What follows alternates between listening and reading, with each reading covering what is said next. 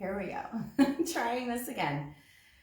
Happy Sunday. Temple chat number 4, week 4 with Edmundo and myself, Kara Mendez. Here inside the temple playing with our new thrones that Edmundo built us. And some really beautiful ring lighting. So today we are going to be sharing about the ask. And I'll tell you a little bit about what we mean by the ask. And obviously for those of you who are maybe new catching this live stream today for the first time of this series, Edmundo and I recently built this temple space, our dragon temple. And then we hosted a really epic and amazing international retreat with a group of extremely powerful healers. And which we have another one coming up in November. We'll talk more about that later. And this is like, we really wanted to share our journey because we know a lot of you also have dreams and visions of building your own temples or your own healing spaces. And we just really wanted to like share our journey and like what that entailed and what that asked of us and what we asked of the experience. So that is why today's theme is what it is, and it was actually Edmundo's idea. So do you want to kind of elaborate a little bit more about the ask and what it is? Yeah, so lately that's been really coming in strong, and it's become like an entry point to how I navigate life, right? So whenever I'm in a relationship with people, I've been asking myself, like, what is it that I'm asking of them? But truly, what is it that I'm asking of them? Whenever I come to an experience, it's like, what am I asking of this experience? And also, too, to get ready to go into even like as a facilitator or being in a relationship with Kara and being a father and having businesses, like, what am I asking of all of this, right? And I feel like such a beautiful entry point because it could really take in all different kinds of ways, right? So sometimes, Kara, will have conversations that maybe become not productive, And then so I'll sit with that and I'm like, well, what was it that I was asking of her? Oh yeah, that's right. Because there's some wounding there of like maybe that I in the past have been rejected. So I was asking her to reject me, to keep that story intact. Well, I don't want to ask for that anymore. I really don't. So let me change my ask, and then go through that process of like, no, what I want to ask is for her to acknowledge me. What I want her is for her to love me or to accept me or whatever, and that is my ask. And then the relationship and how we communicate changes. I guess we'll talk about a little bit about the temple and how our ask of this experience changed from previous endeavors. So I think one of the main reasons on how it changed is that we no longer wanted to be victimized by this experience. And I think in the past, looking back in the past and sitting with it, sitting with those experiences, it's like there was an ask of like victimize me, giving away your power, and then later being like, why did I do that? Why did I, feel that way? Oh, that's right. And then why did this shit happen the way it happened?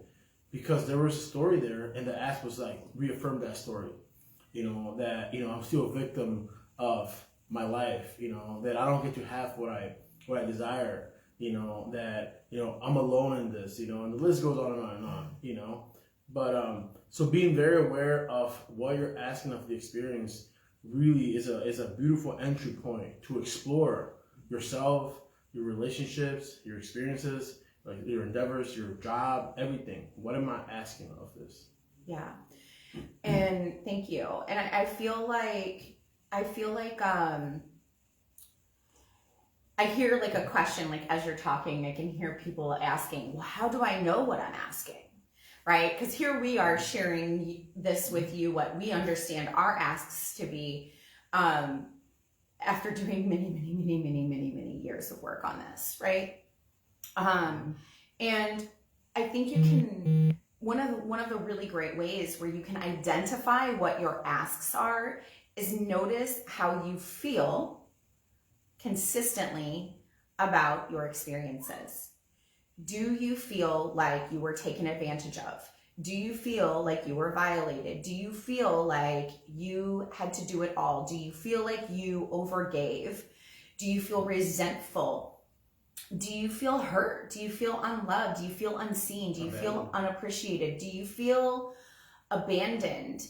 Maybe if you're like doing a team project per se, right? In your partnership, or maybe you have a business partner, or you take on, it could even be like a baby shower or a bridal shower or whatever. And these dynamics will play out. It can be at work, in your workplace, like it can be with your children, your husband, your wife, your partner, whatever. These dynamics will play out everywhere in your experience. And I feel like that's why we wanted to like share our journey of this, so that you can see where this exists and lives within you. Because these asks, as much as we're speaking of it from a conscious place in this moment, but these are subconscious asks. Like we don't have conscious awareness of them typically until we do have awareness, until we bring it to our awareness. Well, yeah, these asks come from like your stories, from your beliefs, from your traumas, from your inner child. The ancestral line. Yeah. So that's why they're kind of a little sneaky, but then like Kara was saying, the way you pinpoint them is like, okay, what was the outcome of that interaction, of that experience? And if it wasn't a desired outcome or desire or outcome, then there's something in there at play that maybe what you were asking of the experience wasn't aligned how you want your world to look like, right? Your reality. Yeah, and so okay, that's perfect. So like a perfect lead-in to like what we have been declaring that we desire for our lives, to be in our experience, and that is we've been declaring for me, I've been declaring greater ease for a really fucking long time. And a lot less suffering, right? And maybe that's even like more important than the ease aspect, but I feel like they go together, because you can do hard shit. Like we just did really, really hard shit together, but we did it with minimal suffering.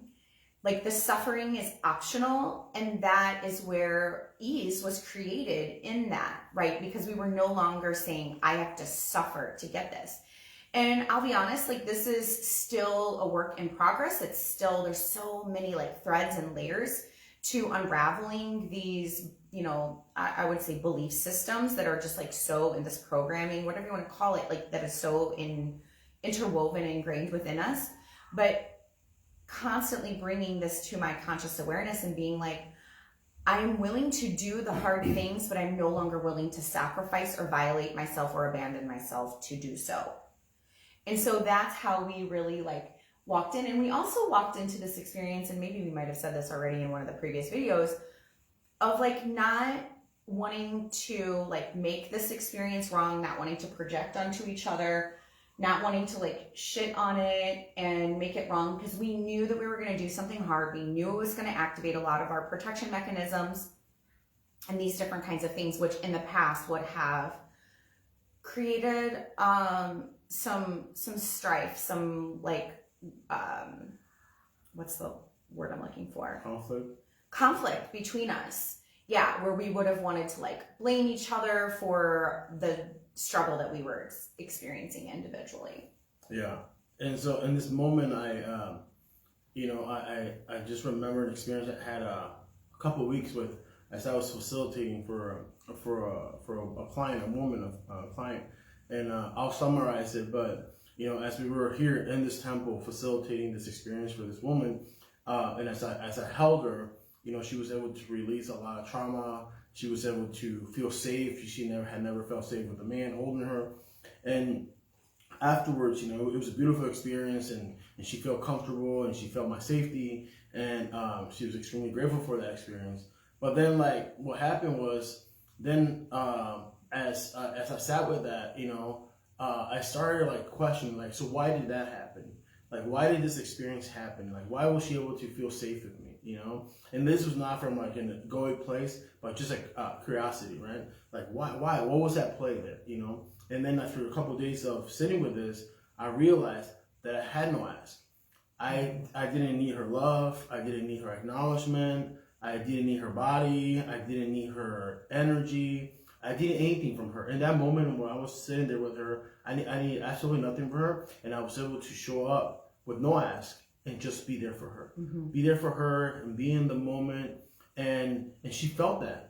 She felt that there was no ask. I didn't need her to perform for me or to approve of you. Yeah. Validate you. Nothing, and that is the beautiful part of exploring this ask, because I have been able to give myself that ask. Even with Kara, at times where, I was starving for love, for acceptance. And so I would become that little boy of like, love me, please love me, be here for me, acknowledge me. And of course it didn't feel good for Kara. So, through this process, I was like, well, what is it that I really need? What is it that I really need? Oh, that's right. I need to learn how to love myself. I need to learn how to give myself that so I don't have to ask of others for that. I need to learn how to accept myself, to be okay with who I am, right? So I don't have to ask others to constantly have to be like, no, you are enough. No, you are lovable. No, you are worth it, right? Because I have learned to give myself that, because that was my ask of others. And it didn't feel good for them. It didn't feel good for me, right? So this is as I was facilitating this experience for this woman, I realized that how much my ask has changed. Where now, even in that moment, as I held her and she released all this trauma and she got to the other side, that I could just be with her, and even as she was like, she had some trauma with the masculine, I didn't take it on, because I didn't need that. I didn't need her to victimize me. I didn't need to prove to me that I was not enough, so it was a beautiful exchange, it was a beautiful ceremony that we facilitated here in the temple. Yeah. And so that is the power of exploring this, the power of constantly being like, okay, what am I asking of others? Do I have an ask? Do I have an ask? And if it is, what is that ask? Yeah. And so this temple definitely had a lot of asks for us, but again, we were able to see how far we've come in that, where, like I said, we no longer were asking to victimize us, and there was moments where, sometimes you do find yourself, and again, like, oh, how come this doesn't feel good right now? What am I asking of this experience right now? Oh, that's right. I'm asking to be victimized. And why am I asking to be victimized?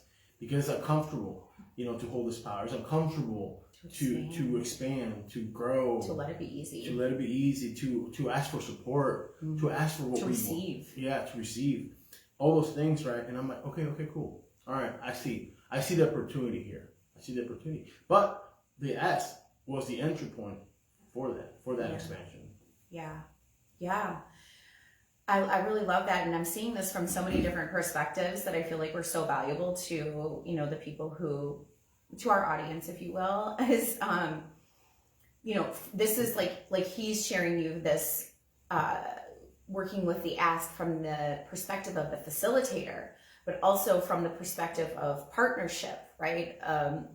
And then there is it plays out. There's the ask of like with our ask with money, and these are all different like dances that we have and that we do. And I feel like one of the other really big asks that we were working with is that I didn't understand walking in fully, but I've really began to unpack much more now that we're several weeks out, from the completion of this experience is that, to receive the asks that we have to receive. And I realized that for myself, I had this ask of, or this belief, right? That was, in order for me to receive, there's always a cost. There's always a cost. And I know so many of you can really, really relate to that. And this has been like the new like journey into the depths that I have been going into within myself. And so that was the story. Yeah, that was the story. And the ask was to prove that my story was true, right? The ask is like, prove to me that anytime I get to have what I want, that I either have to violate myself, I have to abandon myself, or I have to sacrifice myself or sacrifice something that is of value to me, right? So there's always a cost, right? In the past, that was the story. And then therefore, whatever the story is, we have this ask of the world, of the people in it, of the universe in general, and to prove that story. To prove that the story is true, right? The self-fulfilling prophecy. Maybe that would have been a better title for this video, but for approaching it from this really unique angle that most people aren't really talking about, you know, and because it's very confronting. Like, also too, acknowledging that is like, we're talking about it like this is just like a normal thing, but like this is a deeply, deeply fucking confronting conversation to acknowledge with yourself, with your partner, and it can be really messy and it can be really uncomfortable and it can trigger a lot of shame and a lot of guilt and a lot of all kinds of emotions, anger and pain and hurt and sadness and grieving and all of the things, right? When we really start to unravel and unpack and explore this. But it's also the reason why we're talking about it is because it's so deeply fucking liberating on the other side of maneuvering all of the discomfort, which is, you know, such a one of our core principles and values is liberation. That is our work for our temple sessions, for our retreats, for the Temescal. Like, that is all of the experiences and offerings that we have are ultimately to liberate you from having these asks. Like Eddie said, is like really being able to just be with other humans, to just be with yourself, to be with your work, and to not have an ask. And so this is a part of that. But also, as you get good with sitting with your ask, exploring your ask, then you start exploring other people's ask. Mm-hmm. What are others asking of you, right? Because we're all very powerful. You know, we're very powerful. Very. And so we get what we want.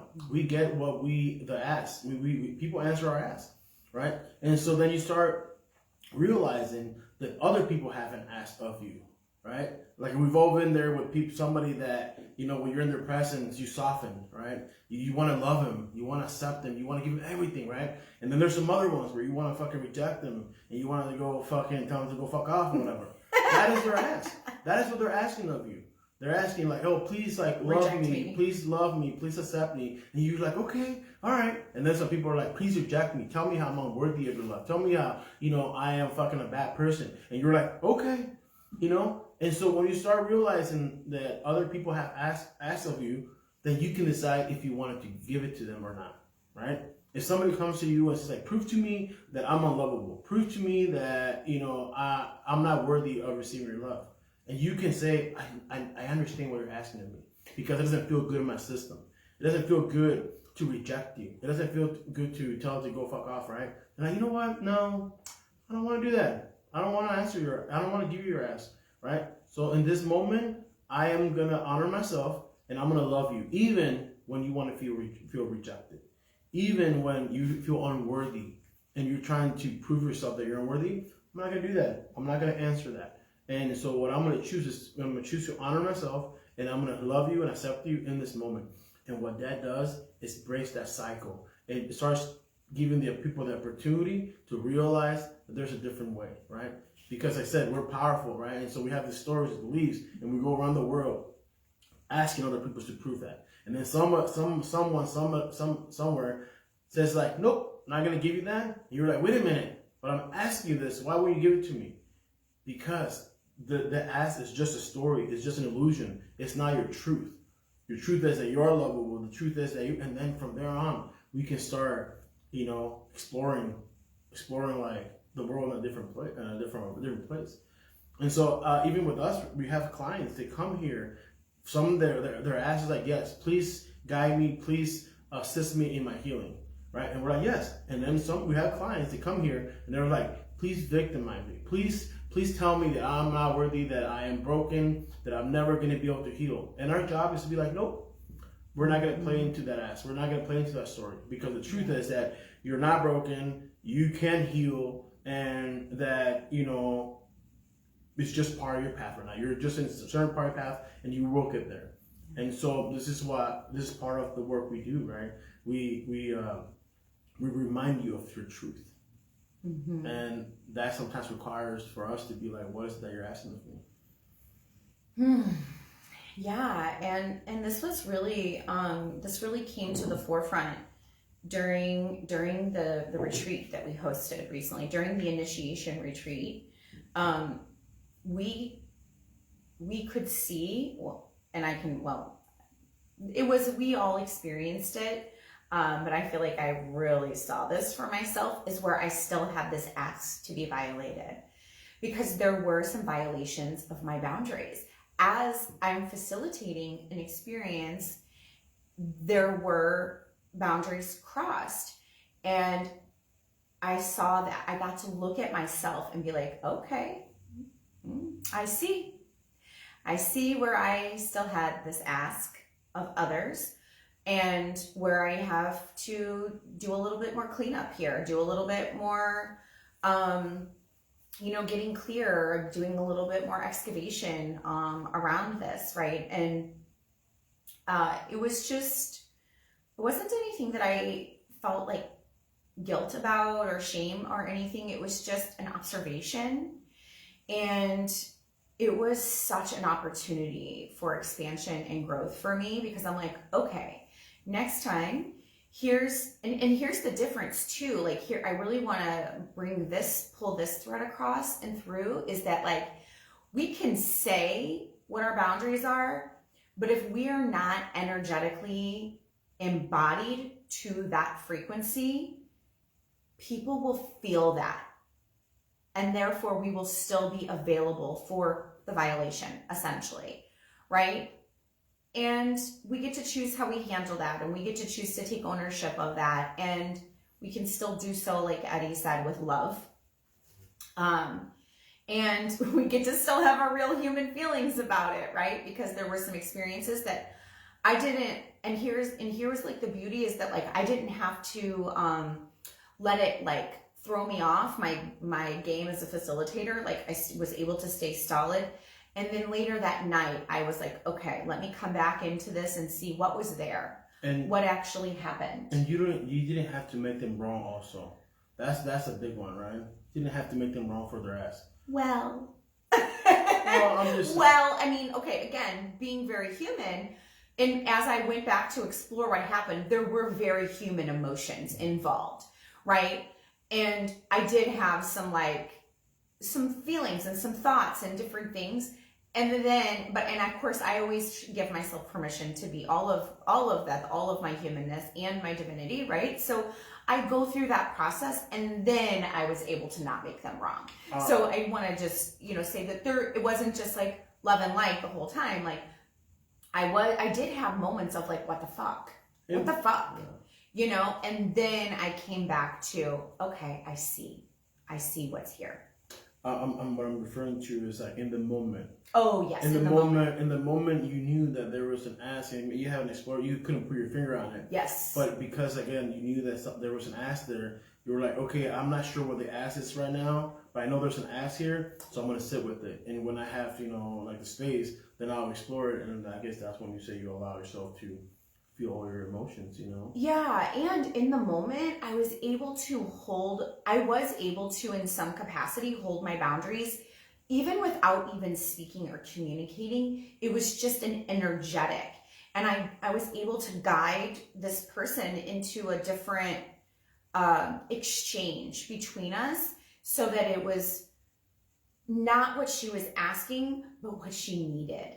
And later she thanked me for that. And I honestly, wasn't even fully consciously aware of what was happening, because, sometimes in these spaces as facilitators, we're just divine channels, right? And so I feel like there was just a lot of that happening.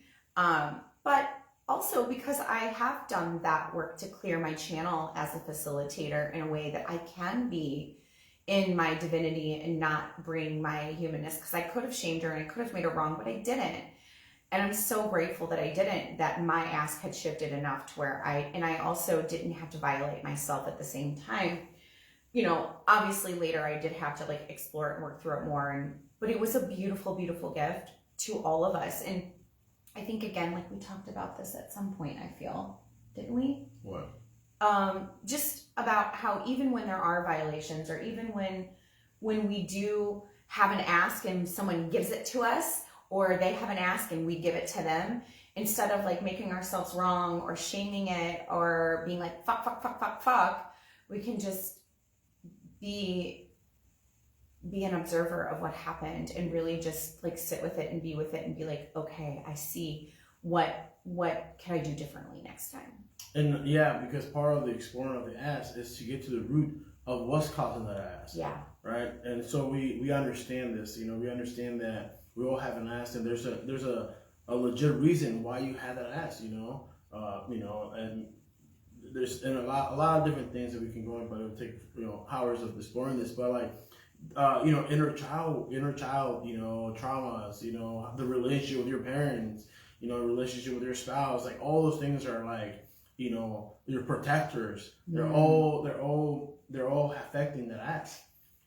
Past lives, yes. And so whenever you explore this ask, like why do I have this ask? You can really get down to the reason why, where this ask is coming from, and I think that we have come to understand that. So like Kara says, like, well, I didn't feel like shaming her or guilting her or being harsh with her, because I knew that it was coming from a place. It wasn't personal. It wasn't me. There was a reason why, there was that ask.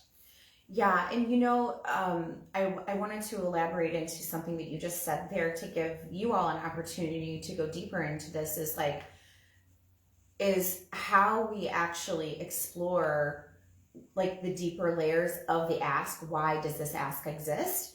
And part of that like inquiry process, if you will, is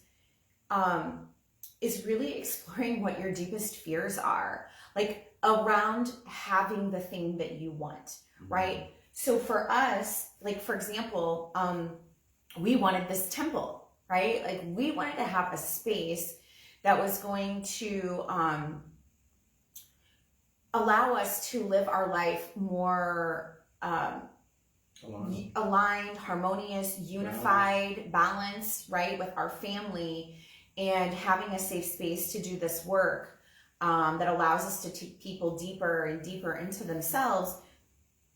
And one of the explorations is, and if you haven't already read Existential Kink, it's an amazing book by Carolyn Elliott, where she really explores this, and she offers this exercise called your deepest fear inventory. And it's like, whatever the thing is that you want, you say, and that you find yourself consistently not having, not getting, not receiving, is she has you do this process, and it's called, I absolutely refuse to receive blank because I have fear. Because I have fear, because I can't remember, I haven't done it in a little while, but because I have fear that, and then you just keep listening them, because I have fear that, because I have fear that, and you just like make this really long list. I can't remember how many she says to do, if it's like 15 or 20 different fears, but it will really show you into the deeper layers of where that, essentially it's a form of sabotage, of where we're sabotaging ourselves from receiving it, right? Where we're protecting ourselves from having that thing. Because again, oftentimes we feel that to get what we want, there has to be some kind of cost. And that's often the fear, and it can be all kinds of different things. I know this is a women's group, so I'll give my perspective from the masculine side, from the man's side. So also, being in a relationship with Kara, from both sides, we have an ask of each other. And for many men, I started doing this work, and I became aware of like what Kara was asking of me, right? And of course, we all come in the relationship with our own traumas, our own wounding. But one of the things that Kara used to ask me is that, I couldn't hold her, right? That I couldn't hold her, that, you know, she was too much, and that I could never hold her. And I always felt capable, but because of my own trauma, because of my own wounding, I also was willing to say, prove to her that, yeah, you're right, I can't hold you. Yeah, you're right, you're too much, you know? And then at one point, somewhere in there, I was like, you know what? No, that's not true. I can't fucking hold you. You know, I am doing my work. And, you know, I am not a child. You know, I'm a man, and I can't hold you, you know?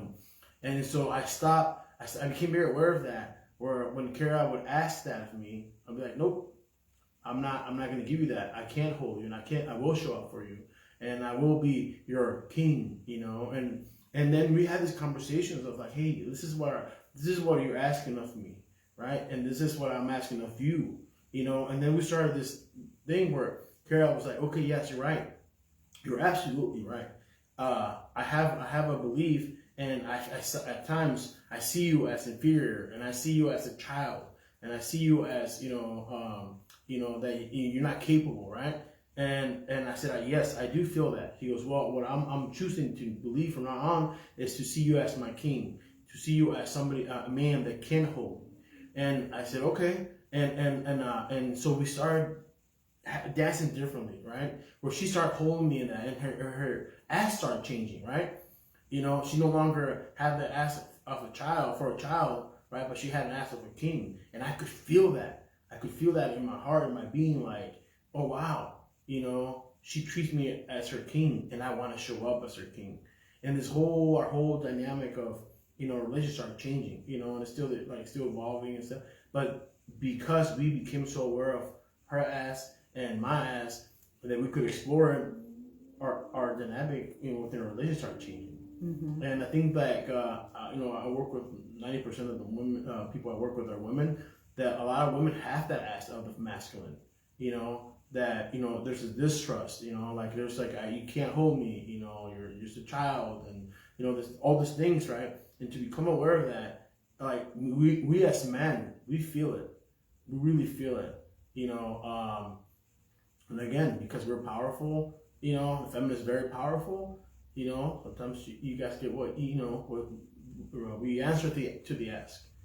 And because a lot of women come to me and they ask me, like, what can I do? My man is not doing the work, or my man is not doing that, you know. And I said, well, you definitely can't control him. You can't force him to do this work or whatever. But what you can do is change your ask of him, and it's very powerful. Yes, and I think the thing too is that's really relevant here around the ask, and I guess we're just, you know, this is really prevalent of the ask of the masculine and feminine, because we work so intimately with these two archetypal energies, is the often, I would say almost always, the wound of the masculine is that I'm not enough, just as the wound of the feminine is I'm too much, right? So we're always playing out this dynamic with each other, right? And so or us asking of each other to prove that story is right. Yes. And that was his ask of me, just as much as my ask was,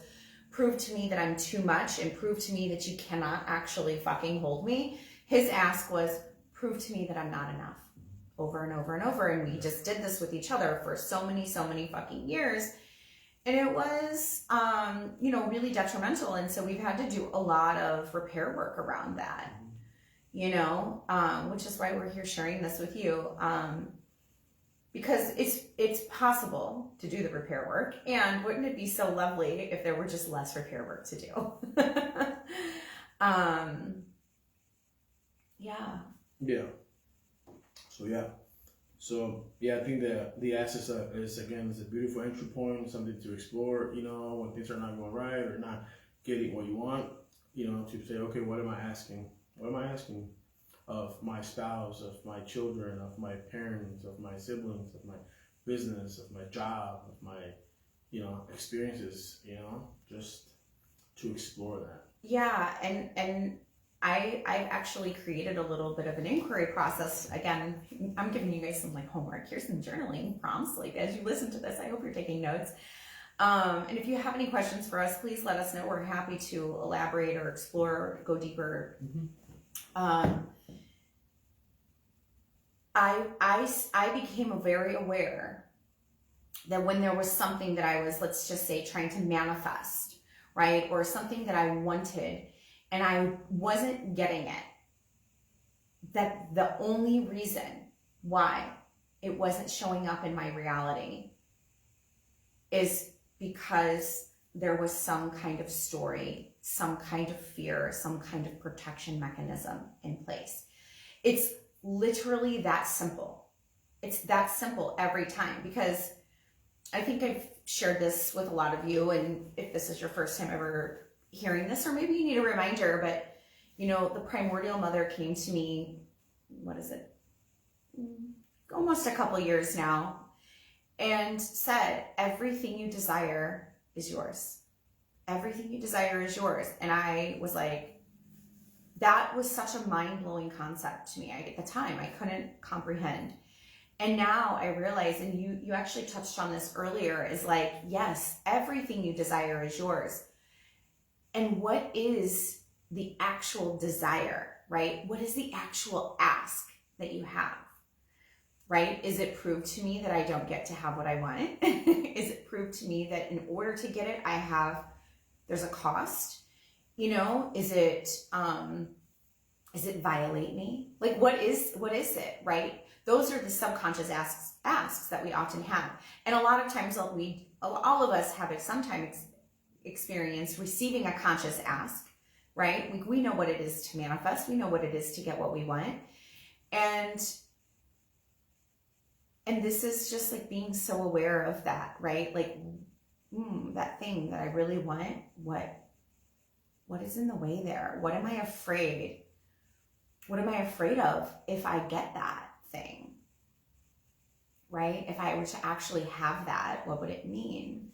And if there is some kind of fear or violation, possible violation, that will be the reason why we block it, why we don't let it in, right? And we have these protectors in place for survival purposes.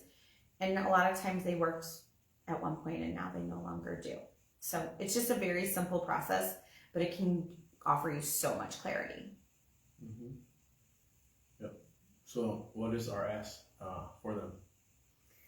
Our ask of you is to come and join us at the next initiation retreat, is to come take a journey into death and rebirth. It is to put down your asks. It is to allow yourself to step into the most potent healer version of yourself. Is to be fully expressed. These are our asks. Our ask is to allow yourself to be fully expressed in the world, and then to share your gifts with the world. And in doing so, a lot of these asks must die. A lot of these subconscious stories must die in order for the ask to shift. Yeah, I think my biggest ask for people is to see themselves in their truth of who they really are, without the distortions, without the illusions, without the lie, to really, really see yourself for who you are and in your truth. That is my ask of you. Yeah, I'm just like, ooh, come be free. Like I invite you to be liberated and to be fully free into your fullest expression, and to have the life beyond your wildest dreams, to where you really truly are embodied in everything you desire is yours. Yeah. That is the initiation that we are offering you. Yeah. I think another ask of mine is to come here so we can remind you of who you are. I know, like, for me, that's been part of my journey also, being lost and, being able to have people around me that reminded me of who I was when I couldn't see it, and so I ask of you that if you think that this could offer you some value, that you come here and allow us to remind you of who you are, and why you're here. Yeah. That's, I think, one of our biggest gifts, to remind others of who they are and why they're here, and open them to maybe the things they can't see for themselves right now. Yeah. So that is my ask. Yeah. We have a retreat in November. It's November 9th through 11th, and it's 1666. We have 2 spots filled out of 6. So we have 4 more spaces available. It's a very, very intimate experience. It's like a bonding for life. We take you very, very deep. Yeah, if you're wanting to go deep, if you're ready to go deep, like this is the retreat for you. Yeah. You know, we don't have a lot of bells and whistles, but we have depth. We have a lot of depth. Yeah. Yeah, there's no fluff. There's no fluff in our experiences. We just really get down to the nitty-gritty, and we go so fucking deep. And what I mean by that is we show ourselves to you, and we ask you to show yourselves to us. And that is removing of the masks, putting down performance, putting down, proving, and really just burying your soul. Yeah, and we, ask of you to, if I say that, what I mean going deep is that we go deep, we let those stories die, and we let those, those beliefs die. That's uncomfortable. That's very uncomfortable. And, we experience a rebirth all together, and it's a beautiful process, but it also can be a very uncomfortable process. Yes. But that is the depth, that's where it all starts, death and rebirth. Yes. And some of what this looks like, for like giving you real life examples, some of the women have come in from the last experience wanting to really have a rite of passage, into their next level of who they are as a healer or a practitioner in this world. And they discovered that in this experience within themselves, and they are now birthing new bodies of work. They came in not being able to feel their body, and now being able to feel their body. They came in with deep wounding around the masculine, and now experiencing the most potent sessions in their work that they do, sacred sessions, sacred work that they do with men. And the men are like, holy shit, I feel whole after working with you, because that is the transmission now of these women who have come in, and now they're coming out into the world, and they are bringing wholeness. They're bringing their wholeness to others. And that is what we do, and we hold that mirror and that frequency for others to step into their wholeness. And, this is your priestess initiation, and it's even beyond just priestess. This is like your dragon priestess initiation. This is like where you get to drop into the most ancient, wise wisdom within you. The deepest mysteries of the universe are discovered here within yourself. You already hold these. You already hold this within you, and you're able to just connect back to it. Just to remember who you are, which Edmundo has said several times here today. Amy says, chills, eek. Yes, and so Amy is one of the attendees who will be one of the next round of initiates. She's coming from Canada. Another international retreat. Yes, this is it's very, very exciting. And it's challenging to be in sisterhood with others when we have a lot of sister wounds. And I find a lot of the women who come here, they've been walking this path alone for a long time. And this is where you come and you leave, and you know that you're never to walk alone again. Mm-hmm. Yeah, that's something that is so valuable in itself, because like I said, we go so deep, and we get so vulnerable, and we share and remove that mask, that from that place you can't help but to like bond with these people, right? Yeah. Because you allow them to see you and you see them, Yeah. right? And so then that is like a very powerful way to connect with people. Yeah. You know, when you can really see them and know who they are without all that mess. Yeah. Angelique says, gosh, the difficulty of sisterhood and with sister wounds, it's so difficult. Yes, it is. And that's like really the beauty of these spaces and these containers where we are working in group, is that inevitably that is going to come up. And that actually, there were 2 women who did work through a lot of, actually, no, there were like 4. There was like 2 separate occasions. And the beautiful, like you said, there was a lot of stuff, but this place right here, this temple, demands the sacredness, demands reverence. Yeah. So when you're in here, yes, things come up, but you understand where you're at, and so you're able to work through them. Yes. You know, without the extras. You know. Yeah. Without the victimization. You know. Yes. And so you're like, okay, I know where I'm at. I know what I'm doing here, and yes, I'm here to be seen, to be responsible for my person, and it's very supportive. Very supportive. Yeah. Well, and that's the beauty of sacred containers, right? Is that we get to say, okay, this triggered me, or this hurt me, or I didn't like that you did this thing to me, and then we get to work through it, and we get to, again, create a new imprint, a new internal patterning of how to do it a new way, a different way.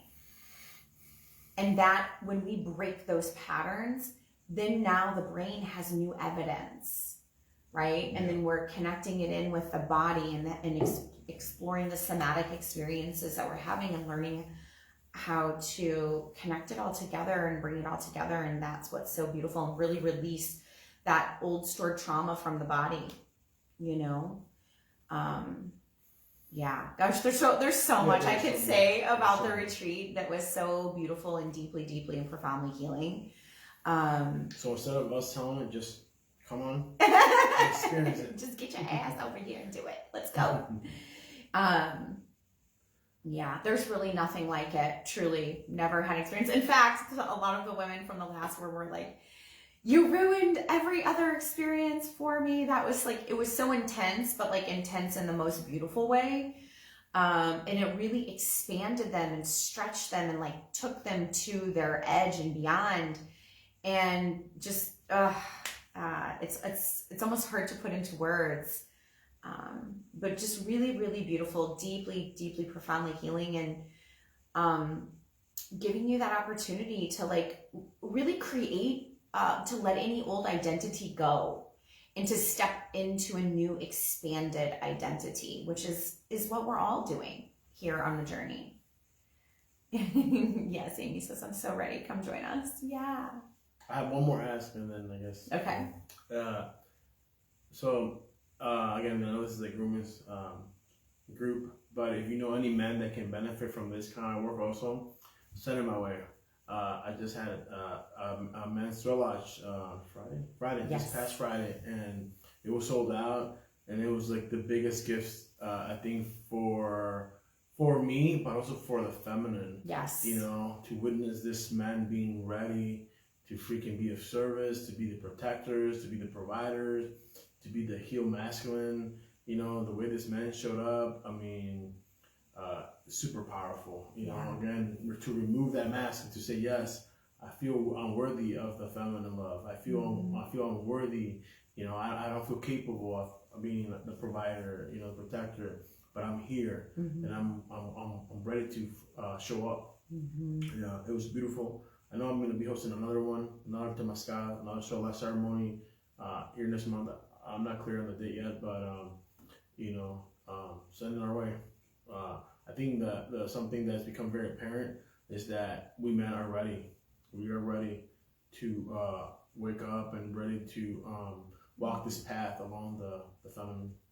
Yes, and that is every time. It's such an honor, and it's so beautiful to witness these men step into this space and be willing to do their work. And I can only have love and reverence for them when they're here, just vulnerable and just willing. And it's It's also too that this experience is this is for men, right? Like this is not where they come here and they feel sorry for themselves, or they feel like mother or anything like that. This is where they come and empower themselves to truly walk in their most powerful masculine.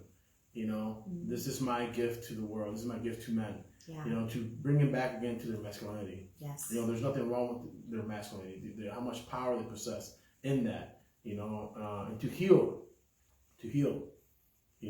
So. And I think that also, I feel, is our invitation as the feminine, is to invite men back into their masculinity. Mm-hmm. Right? I stood before some of these men and witnessed before my very eyes their inner man come out, and step forward, right? Instead of the little boy that we are so often used to experiencing. And we have the ability to invoke that from within them. We really do. That's how powerful we are.